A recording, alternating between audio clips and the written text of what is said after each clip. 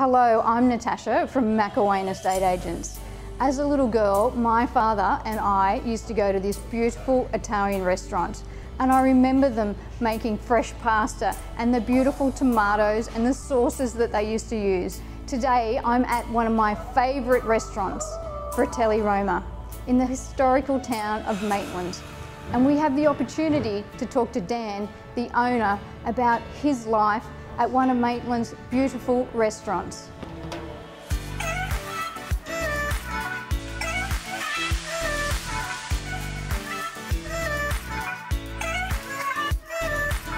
So how long have you owned Fratelli Roma for?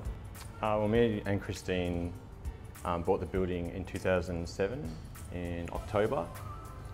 So we've owned it as a business since then, and Fratelli Roma itself, we renovated and started Fratelli Roma in 2012.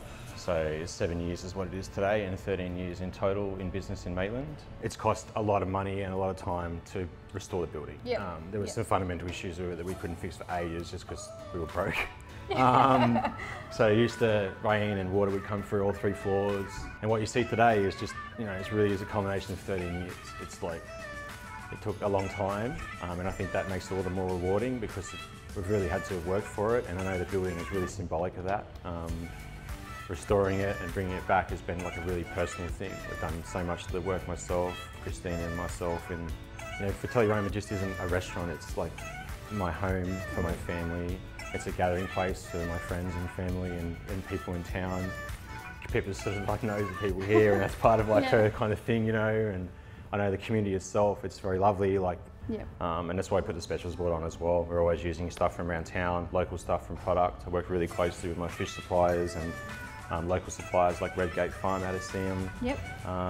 Bringing in product that we put on the specials board. Yes. And that's a nice way of getting something for return customers as well. They're coming back, there's something regular. They're available on the full-time menu, but there's always something different on that specials list. It's part of what you said, it's also part of just the history of these buildings. I mean, they were built to be businesses and residences, and when you have people like us that take that on, then I think it brings back the building too. I feel very personal about it because... Well, you brought it back to life, haven't you?